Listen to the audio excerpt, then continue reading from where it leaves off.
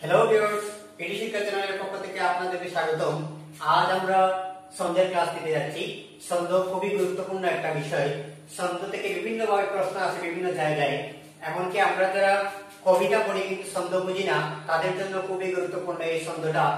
এছাড়া যারা SSC, HSC Bangla honours পড়ে, এমনকি যারা চাকরি পরীক্ষা দেয় তাদের ক্ষেত্রেও এই ছন্দ জানাটা খুব জরুরি। কারণ পরীক্ষায় বিভিন্ন সময় এই ছন্দ থেকে প্রশ্ন আসে কিন্তু আমরা বুঝি না সেটা কিভাবে ছন্দ হয়।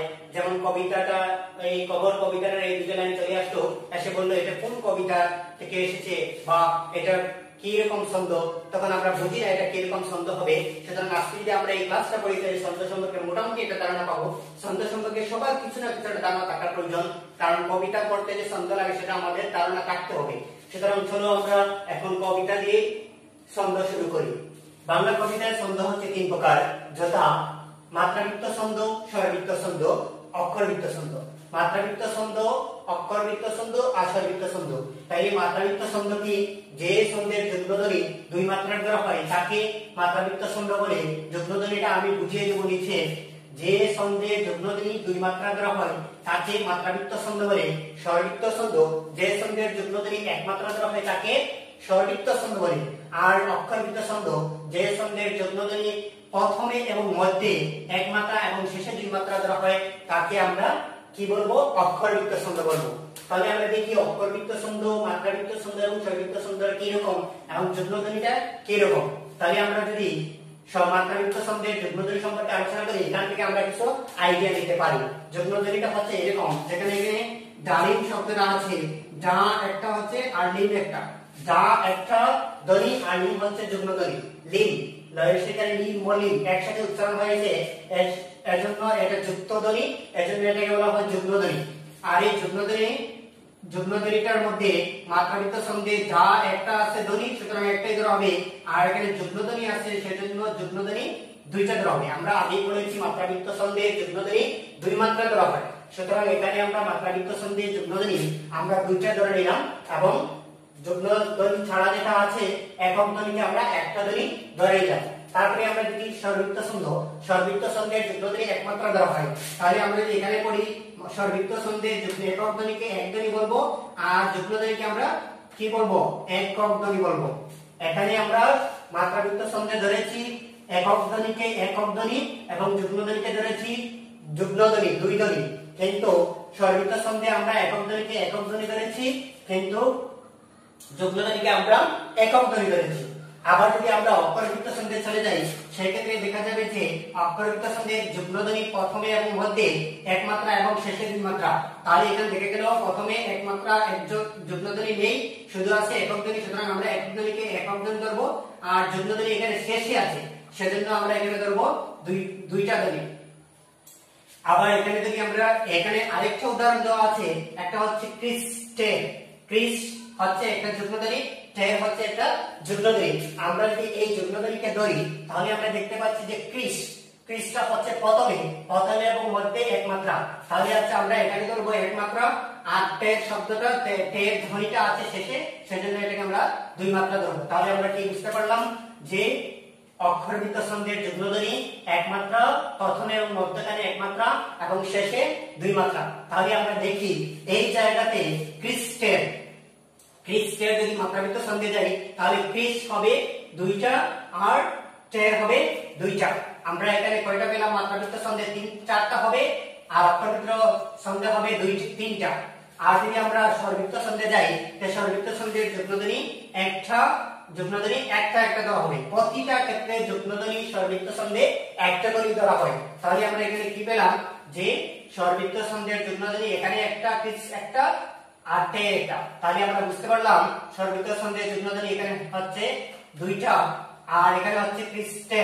মাত্রাবৃত্ত ছন্দে আমরা পেলাম মাত্রা চারটা, স্বরবৃত্ত ছন্দে মাত্রা পেলাম আমরা দুইটা আর অক্ষরবৃত্ত ছন্দে আমরা মাত্রা পেলাম তিনটা।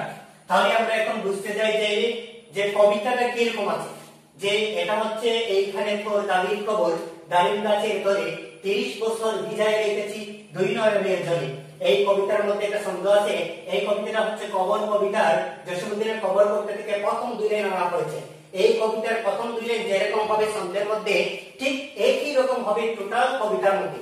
আমরা দেখি যে এই কবিতার প্রথম লাইনে কয়টি অংশ আছে, যে জায়গায় গিয়ে কবিতার লাইন পড়তে সময় যে জায়গায় গিয়ে থামা থামা ভাব আসবে সেই জায়গাতে একটা অংশ হবে। তাহলে আমরা দেখি এখানে কয়টি অংশ আছে। এইখানে তোর দাদি, হয় না? আমরা বলি এইখানে তোর দাদির কবর, ডালিম গাছে তলে। তারপর আমরা পড়ি যদি 30 বছর ভিজায় রেখেছি দুই নয়নের জলে। তাহলে আমরা এখানে পড়তে পারি এইখানে তোর দাদির কবর, ডালিম গাছে তলে, 30 বছর ভিজায় রেখেছি দুই নয়নের জলে। ছন্দের একটা হচ্ছে এই প্রতিটা অংশে মাত্রাযুক্ত ছন্দের প্রতিটা অংশ হবে মাত্রা সংখ্যা হবে 4টা, আর একটা উপছন্দ থাকবে এই জায়গাটা উপ অংশ।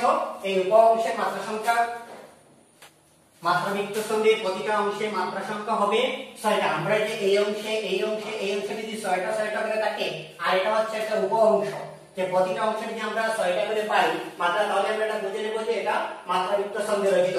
তাহলে আমরা দেখি প্রতিটা জায়গায় 6টা অংশ আছে না, এবং এখানে যদি যুগ্মধ্বনি থাকে তাহলে সেই যুগ্মধ্বনিকে আমরা 2 মাত্রা দেব। তাহলে দেখি আমরা কি হয়, এইখানে এই হচ্ছে একটা যুগ্মধ্বনি, তাহলে আমরা এটা 2টা ধরব, খা একটা, নে একটা, তাহলে আমরা পেলাম 4টা। তর তর তর একসাথে যুগ্মধ্বনি, সুতরাং এটা হবে 2টা। তাহলে আমরা কয়টা পেলাম? 2টা 4টা, আর 2টা 6টা। দাদির, দা দির, দির হচ্ছে যুগ্মধ্বনি, সুতরাং 2টা, এখানে হচ্ছে দা একটা। কবর, ক একটা, বর 2টা। তাহলে আমরা কয়টা পেলাম? 2টার একটা, 3টা, 4টা, 5টা, 6টা। এই অংশ হয়েছে 6টা, এই অংশ হয়েছে 6টা। পরের অংশ দেখি আমরা 6টা মিলে কিনা। ডা লিম, ডা হচ্ছে একটা, আর লিম হচ্ছে যুগ্মধ্বনি, সুতরাং এখানে লিম হচ্ছে যুগ্মধ্বনি, এখানে হবে 2টা। তাহলে গাছের, গা একটা, আর যুগ্মধ্বনি সের হচ্ছে যুগ্মধ্বনি, এখানে হচ্ছে 2টা। তাহলে আমরা কয়টা পেলাম? 2টা 2টা, 4টা, 5টা, 6টা। এই অংশ আমরা 6টা পেয়েছি, আর উপ অংশ হচ্ছে 2টা থাকবে, একটা এখানে একটা, আর এখানে একটা, তো একটা, লে একটা। তাহলে আমরা কয়টা পেলাম? 6টা যোগ 6টা যোগ 6টা যোগ 2টা। তারপরে অংশ আমরা দেখি একইভাবে পাই কিনা। যদি একই সাথে না মিলে তাহলে আমরা বুঝে নিব এটা মাত্রাযুক্ত ছন্দে নয়। তাহলে আমরা দেখি 30, এমনিতে যেখানে কিন্তু তরশিকার তালিবস্য 30 লেখা হয়, কিন্তু কবি এখানে তরশিকার 30 লিখেছেন ছন্দ মিলার জন্য। যদি এখানে তরশিকার 30 না লেখা হয় তাহলে ছন্দ মিলবে না। সুতরাং আমরা দেখি এখানে তরশিকার একটা, রিস 30, রিস হচ্ছে যুগ্মধ্বনি, এখানে 2টা। তাহলে আমরা কয়টা পেলাম? 3টা। বছর, ব একটা, সর হচ্ছে একটা যুগ্মধ্বনি, এখানে হলো আমরা 3টা, এখানে হচ্ছে 3টা, 6টা। বিঝায়, বি একটা, যা একটা, এ একটা, বিঝায়। তাহলে এখানে যুগ্মধ্বনি পেলাম না।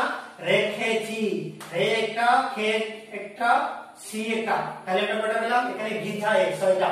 এখানে এই অংশে 6টা পেলাম, এই অংশে 6টা পেলাম, এই অংশে দিকে কয়টা পাই? 2 হচ্ছে যুগ্মধ্বনি, সুতরাং এখানে হচ্ছে 2টা। নয়নের, নয়নের, আমরা দেখি নয়ন, নয়নের, নয়নের, নের হচ্ছে যুগ্মধ্বনি, এখানে 2টা ধরবো, আর নয়টা মুখস্থ একটা। তাহলে আমরা কয়টা পেলাম? 6টা। আর এটা হচ্ছে উপ অংশ, উপ অংশে আমরা এখানে একটা, আর জ একটা, লে একটা, পেলাম 2টা। তাহলে আমরা কয়টা পেলাম? এখানে আছে 6টা, এখানে আছে 6টা, এখানে আছে 6টা, এখানে আছে 2টা। তাহলে আমরা বুঝা গেল এই কবিতাটা একটা মাত্রাযুক্ত ছন্দে রচিত। 6টা 6টা 6টা 2টা।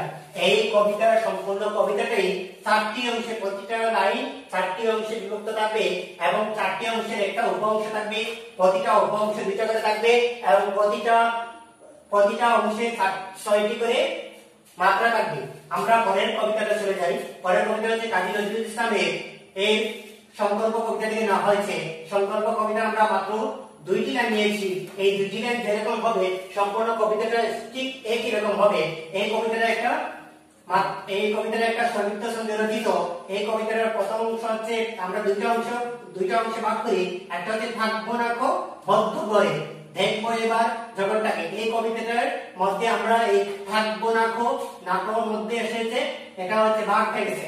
থাকবো না কো বদ্ধ করে, দেখবো এবার জগৎটাকে। তাহলে আমরা এখানে পেলাম যে এই সাইডে এক অংশ, এই সাইডে আরেক অংশ, এটা হচ্ছে 2 ভাগে ভাগ হয়েছে।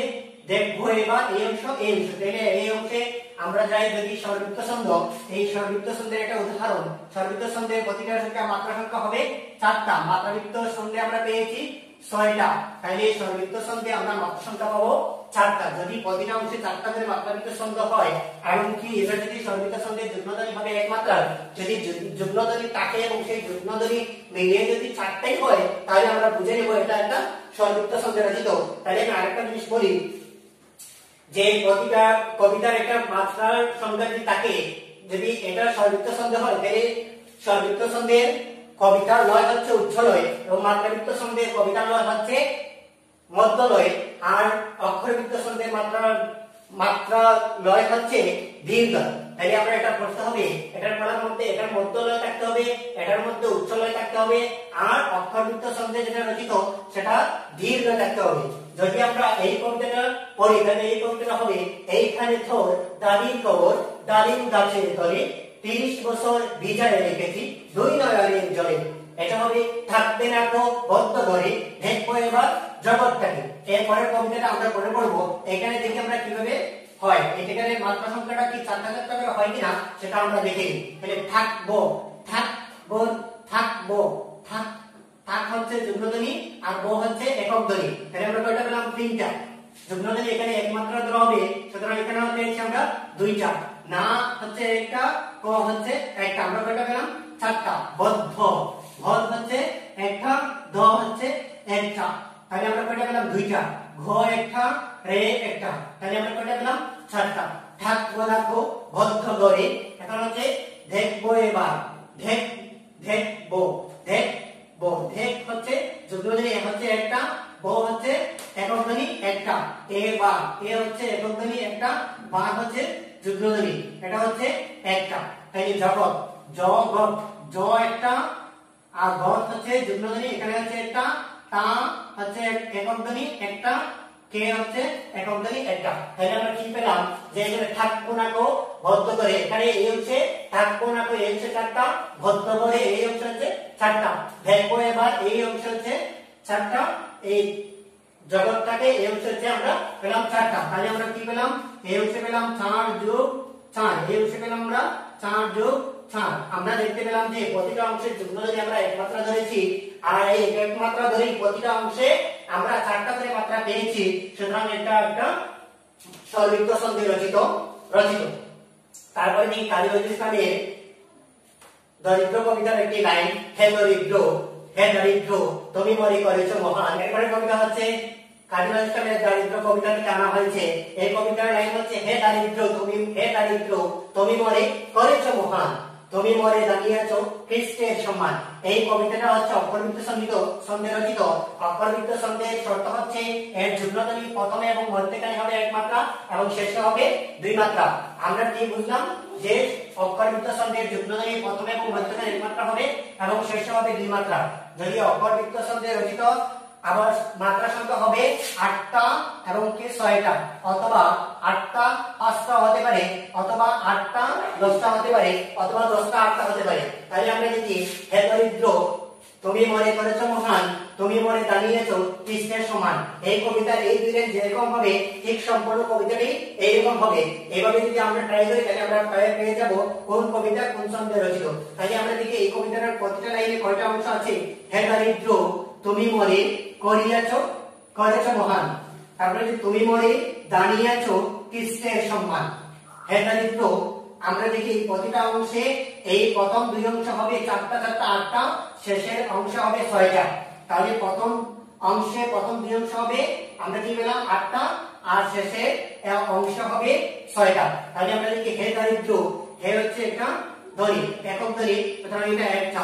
দারিদ্র দারিদ্র, রিদ হচ্ছে মধ্যধ্বনি, সুতরাং এটা হচ্ছে যুগ্মধ্বনি। রিদ রিদ হচ্ছে যুগ্মধ্বনি, আর র দারিদ্র দ্র হচ্ছে একক ধ্বনি, সুতরাং একক ধ্বনি। এখানে রিদ হচ্ছে যুগ্মধ্বনি মধ্যখানে থেকে আমরা পড়েছি অক্ষরবৃত্ত ছন্দে যুগ্মধ্বনি প্রথমে এবং মধ্যখানে থাকলে এক মাত্রা ধরা হয়। তাহলে আমরা এখানে পেলাম মধ্যখানে একটা যুগ্মধ্বনি আছে, সুতরাং এটা একক ধ্বনি হিসেবে আমরা যুগ্মধ্বনিকে আমরা এক মাত্রা ধরেছি, এর জন্য হয়ে গেছে এখানে 4টা। হে দারিদ্র, তারপরে তুমি মরে, তুমি হচ্ছে একক ধ্বনি, তুমি মি হচ্ছে তু হচ্ছে একক ধ্বনি, এর জন্য এক মাত্রা, মি হচ্ছে একক ধ্বনি, এর জন্য এক মাত্রা। মো হচ্ছে একক ধ্বনি এক মাত্রা, রে হচ্ছে একক ধ্বনি এক মাত্রা। আমরা কয়টা পেলাম? এখানে 4টা, এখানে 4টা, 8টা হয়ে গেছে। দেখি এখন আমরা এখানে 6টা হয় কিনা। ক রে চ, তুমি মনে করেছো, এক মাত্রা এক মাত্রা এক মাত্রা। ক হচ্ছে এক মাত্রা একক ধ্বনি এর জন্য এক মাত্রা, রে হচ্ছে একক ধ্বনি এর জন্য এক মাত্রা, স হচ্ছে একক ধ্বনি এর জন্য এক মাত্রা। তারপরে আমরা দেখি ম হান, ম হান, হান হচ্ছে যুগ্ম ধ্বনি কিন্তু শেষে থাকার কারণে আমরা এখানে ধরা হবে 2 মাত্রা। আর এখানে ম হচ্ছে এক মাত্রা একক ধ্বনি কিন্তু এর জন্য এক মাত্রা। আর হান শব্দটা শেষে আছে সেজন্য শেষে থাকলে 2 মাত্রা ধরা হবে। তাহলে এখানে কয়টা পেলাম? 2টা, আর একটা 3টা, 4টা, 5টা, 6টা। আমরা পেয়ে গেলাম 4 যোগ 4 যোগ 6। প্রথম 2 অংশে মিলে 8টা হয়েছে, শেষের অংশ হয়েছে 6টা। আমরা দেখি এরপরে যে 2 অংশ, এই 2 অংশে যেটা 8টা হয় আর এটা 6টা হয়, আমরা এটা বুঝে নিব যে এটা অপরবৃত্ত সন্ধি রচিত। আমরা দেখি আবার তো তু, তার সাথে তু হচ্ছে একক ধ্বনি এর জন্য এক মাত্রা, মি হচ্ছে একক ধ্বনি এর জন্য এক মাত্রা। আমরা কয়টা পেলাম? 2টা। মোরে, মো হচ্ছে এক মাত্রা, রে হচ্ছে এক মাত্রা। আমরা কয়টা পেলাম? 4টা। দানিয়াছো, দা নি ইয়া ছো, প্রতিটা হচ্ছে একক মাত্রা এর জন্য এক মাত্রা ধরে। এখানে যুগ্ম ধ্বনি নেই। ক্রিস্টে, ক্রিস, ক্রিস, ক্রিস হচ্ছে যুগ্ম ধ্বনি প্রথমে আছে, ক্রিস হচ্ছে যুগ্ম ধ্বনি প্রথমে আছে, ক্রিস হচ্ছে যুগ্ম ধ্বনি প্রথমে আছে এজন্য এটা ধরা হবে এক মাত্রা। আর টের হচ্ছে যুগ্ম ধ্বনি শেষে আছে এজন্য এটা ধরা হবে 2 মাত্রা। সম্মান, সম হচ্ছে প্রথমে আর মান হচ্ছে পরে। সম হচ্ছে যুগ্ম ধ্বনি এজন্য প্রথমে আছে এজন্য এক মাত্রা, মান, মান হচ্ছে শেষে আছে এজন্য 2 মাত্রা। আমরা কয়টা পেলাম? এখানে পেলাম 4টা, এখানে 2 আর এখানে 3, 4 আর 6। তাহলে আমরা কত পেলাম? 4 যোগ 4 যোগ 6। আমরা বুঝে গেলাম যে এই অংশে 4টা 8টা আছে আর শেষের অংশে 6টা আছে। তাহলে আমরা আজকে বুঝতে পারলাম যে ছন্দ কিভাবে হয়। আর এই ছন্দের লয়টা আমি বলে দিয়েছি। আমাদের প্রথম ছন্দটা হবে মাত্রাবৃত্ত ছন্দ, মাত্রাবৃত্ত ছন্দের লয় হবে মধ্য লয়। আর পরের অংশটা হচ্ছে, পরের কবিতাটা হচ্ছে স্বরবৃত্ত ছন্দে রচিত, স্বরবৃত্ত ছন্দের লয় হচ্ছে উচ্চ লয়। তারপরেরটা হচ্ছে অকরবৃত্ত ছন্দে রচিত, অকরবৃত্ত ছন্দের উচ্চারণ হচ্ছে দীর্ঘ। আমরা আজকে এই অংশ থেকে, এই ছন্দ থেকে, ছন্দের ক্লাস থেকে আমরা বুঝতে পারলাম কিভাবে ছন্দে মিলিয়ে কবিতাগুলো পড়তে হয়। যদি আপনারা আরো বেশি পেতে চান, এই ছন্দের উপরে আরো ক্লাস বেশি পেতে চান, তাহলে আপনি লাইক এবং কমেন্ট দিয়ে জানিয়ে দেবেন আর শেয়ার করে অন্যদেরকে জানার সুবিধা করে দেবেন। সাবস্ক্রাইব করে আমার সাথে থাকবেন। আসসালামু আলাইকুম।